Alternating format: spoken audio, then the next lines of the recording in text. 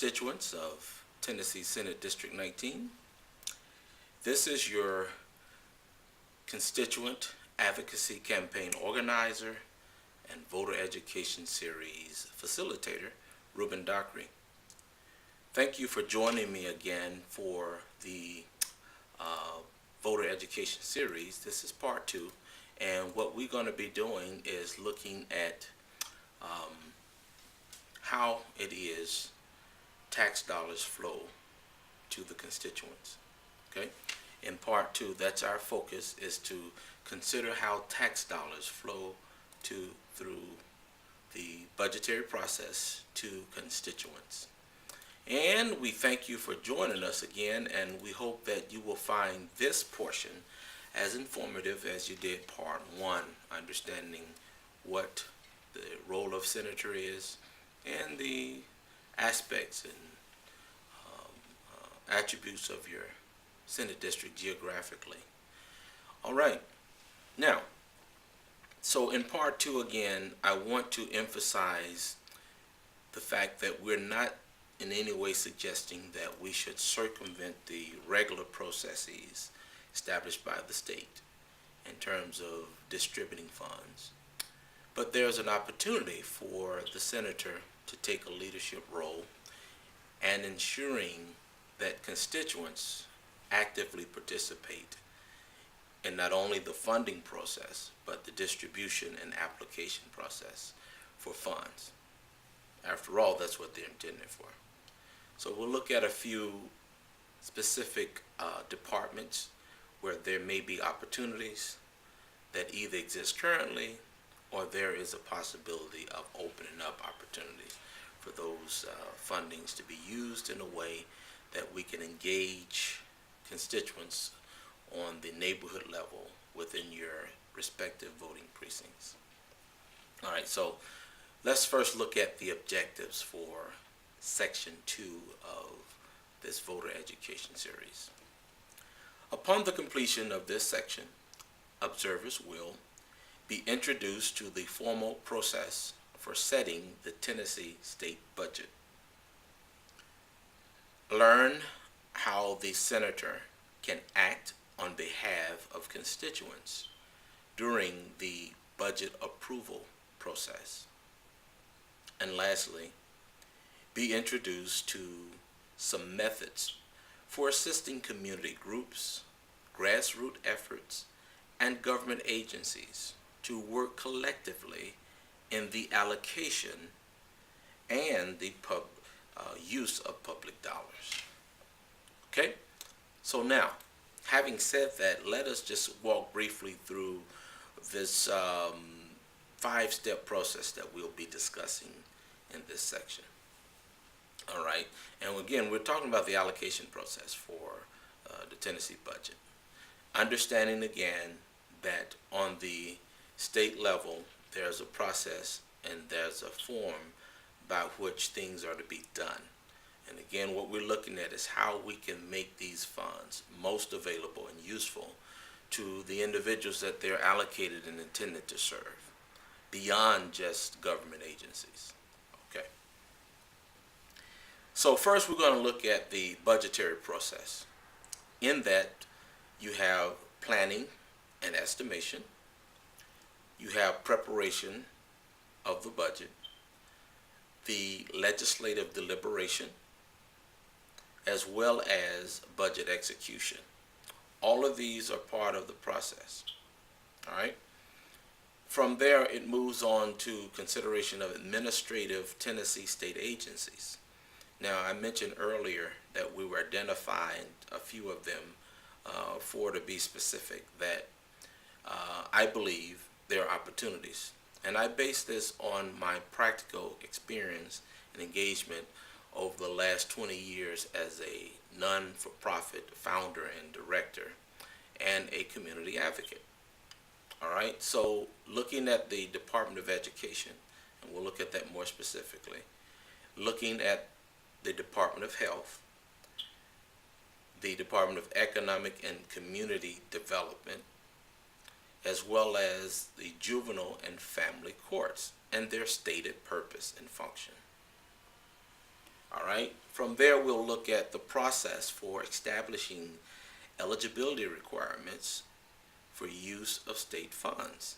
How can the senator, taking into consideration the needs of constituents on the local voter precinct level in their neighborhoods, find a way to closer and better connect these resources to application, such that issues with crime, issues with school dropout, issues with health disparities, economic disparities can be best addressed by engaging individuals and empowering them to be a part of the solution. All right?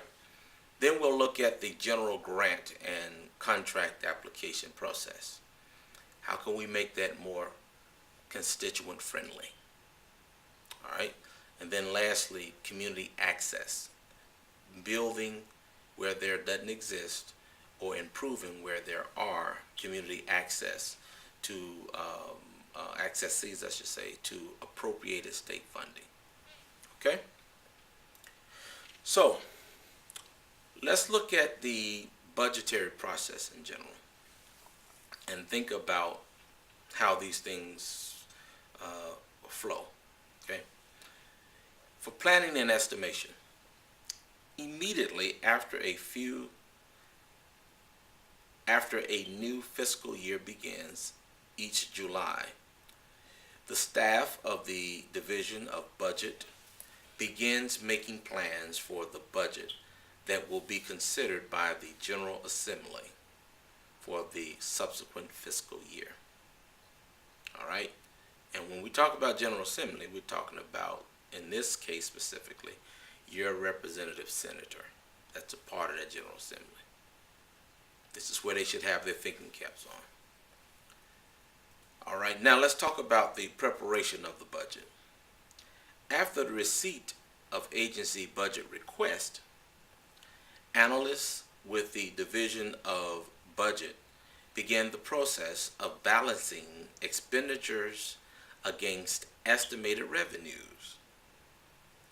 Within this constraint, funds must be provided for administration initiatives of high priority. We're talking about from the governor's office down.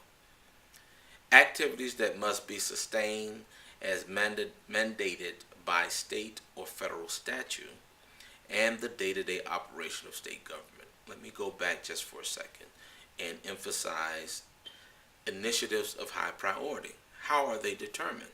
Largely because representatives and senators say to the governor and the administration, these are things we think are important. Now, when we know there's a problem on our local Senate district level in the community, in the neighborhood, that's where we advocate. And that's what I'm speaking of today. Because certainly, funds have been allocated, they've been distributed, they've been spent, but still we have some of the same issues. And the same people continue not to have those needs met. Let's figure out how and why as we look at this process. Okay? So, as we continue, we look at the legislative deliberation. After the budget document and budget message have been presented, the appropriation process is initiated. The appropriations bill prepared by the Department of Finance and Administration is introduced and referred to the Finance, Ways, and Means Committees of both houses of the legislature. The Senate and House of Representatives must ultimately pass the exact version of the appropriations bill for it to be enacted into law. Now, what are you saying, Dr.? I'm saying simply that it's right here that your senator has an opportunity to look at what's being presented and ask the simple question: how much of this caters to the needs of my constituents? And how, if it does not, can we ensure, within the constraints of law and the priorities of initiatives and things of that, how can we fit it and make it work for everybody?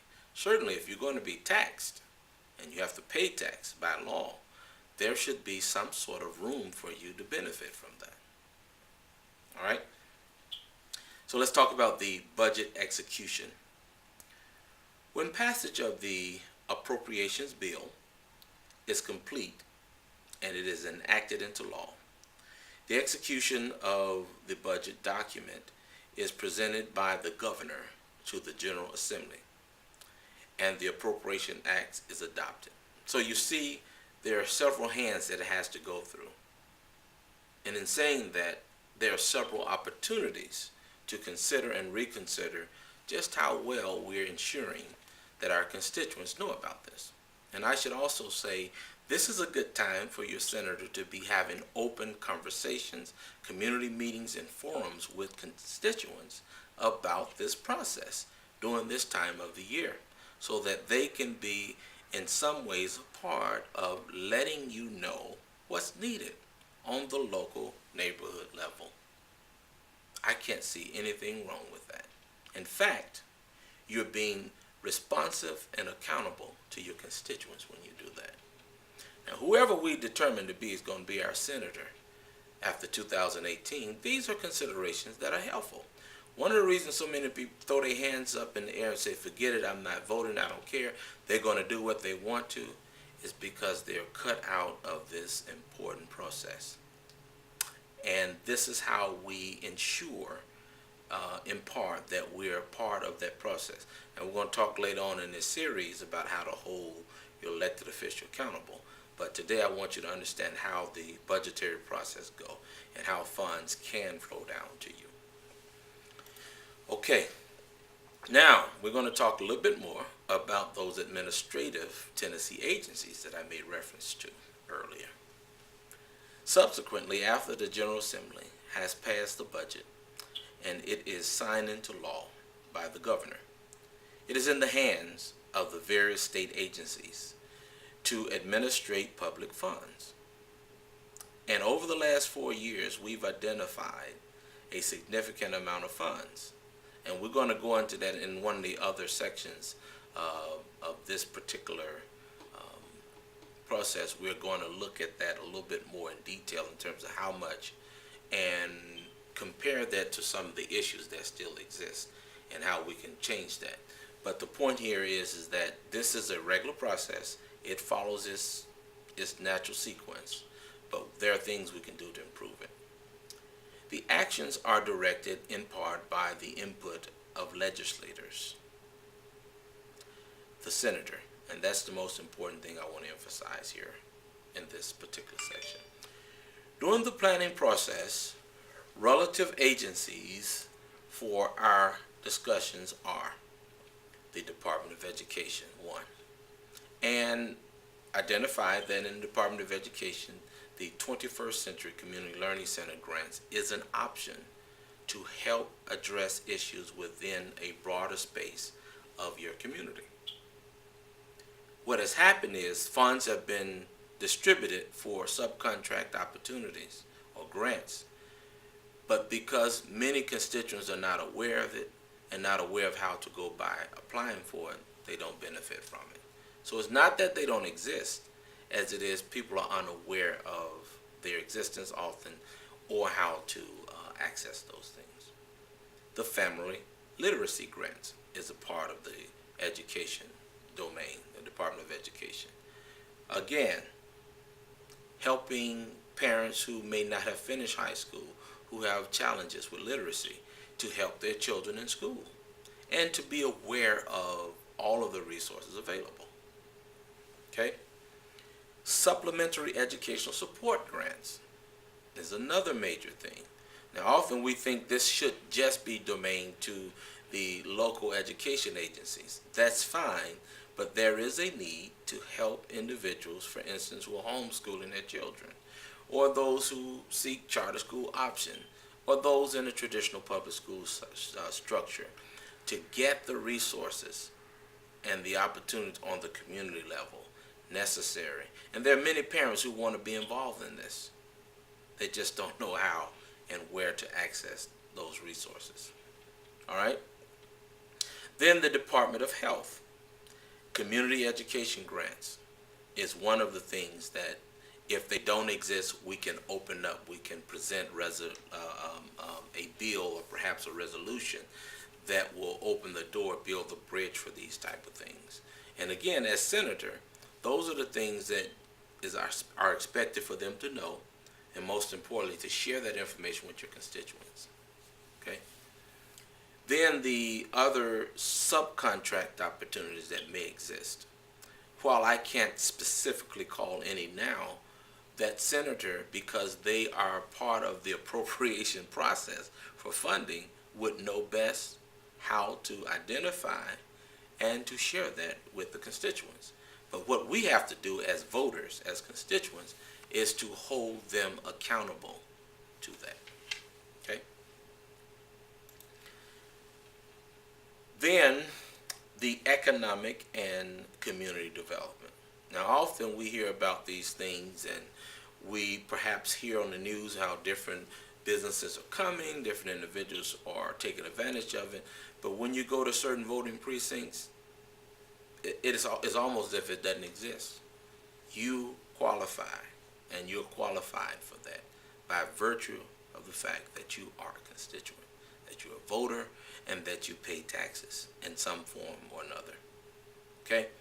Now, what we're suggesting is the community development block grants can be used and redirected as they go down to the state, to the local government, metro, in this case, Metropolitan Nashville-Davidson County. And it's my understanding that those grants go directly to metro housing development agencies. So as senator, a statement can be made that we want to ensure that when these funds are used, that the local government recognizes the need for constituents on the lower level in the voting precincts to have an easy access to these opportunities, whatever they are.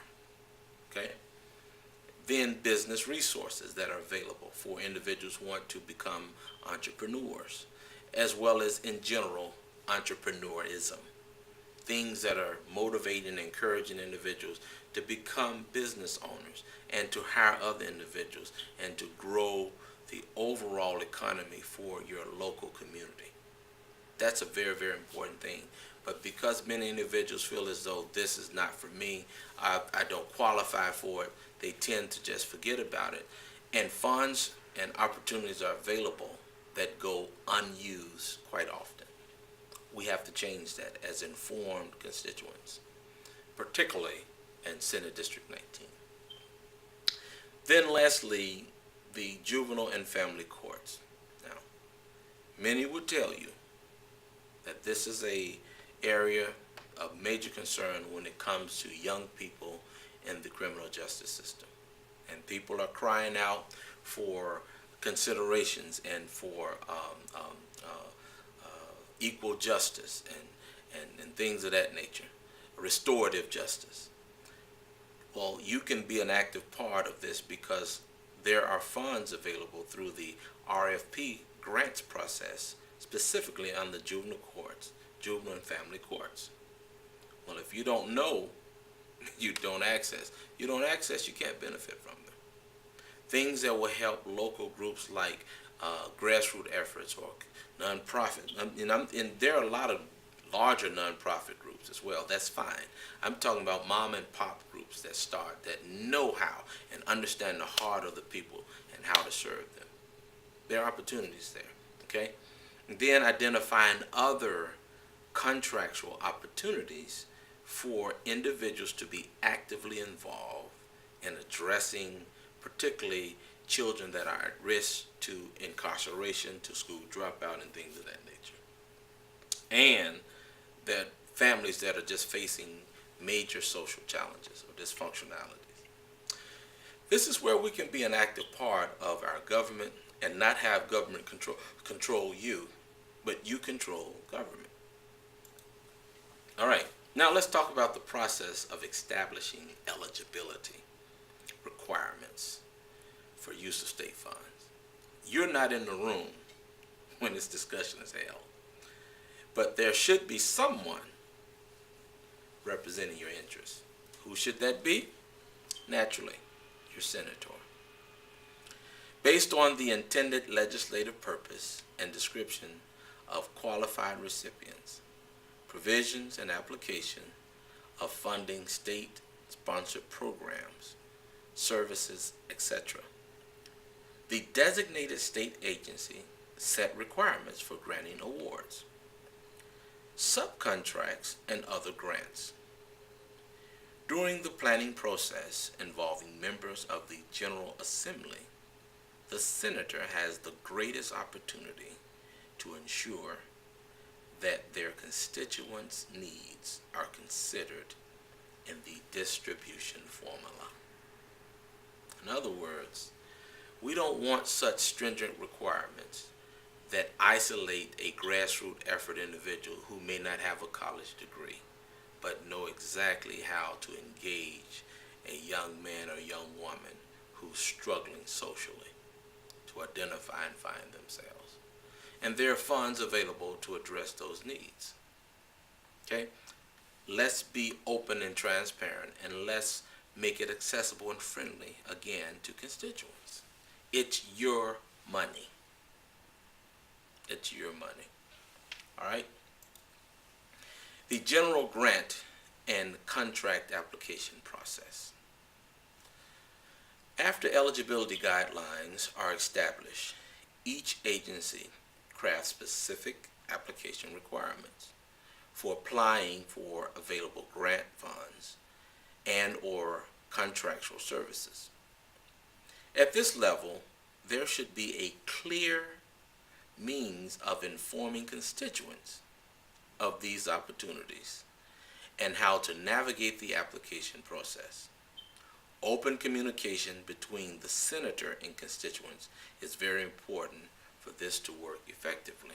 I can't emphasize enough the fact that senators should have a process of open communication, and we're going to talk about that in holding them accountable.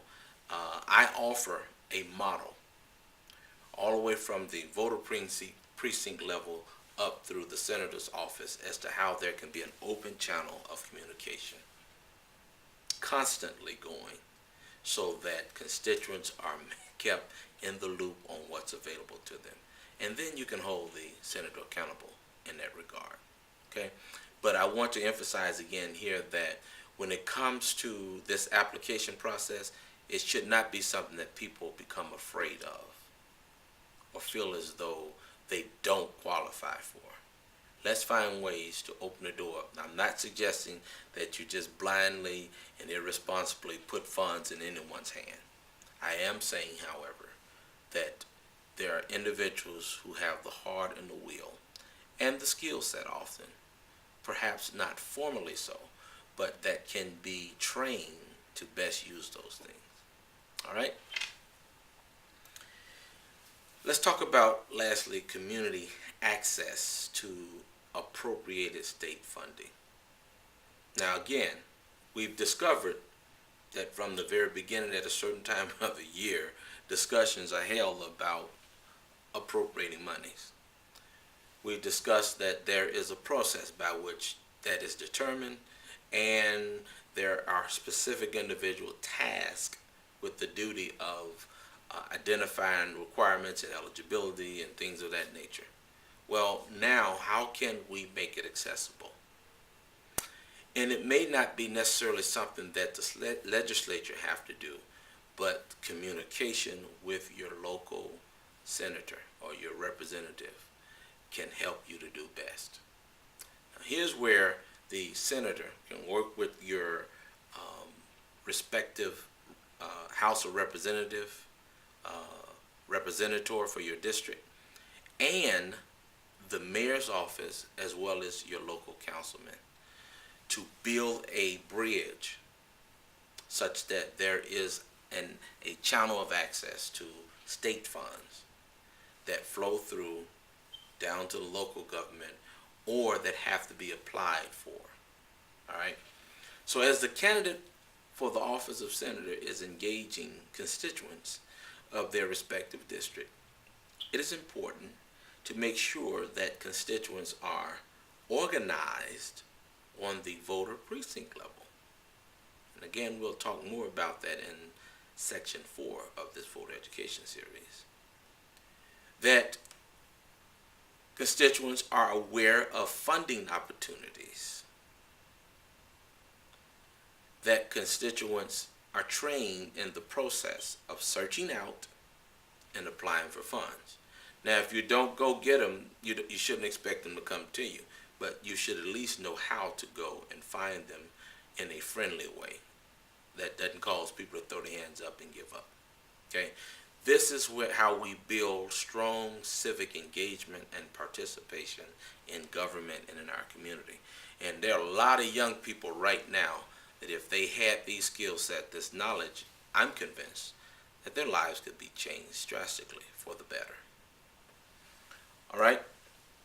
Now, that completes section 2 of the voter education series.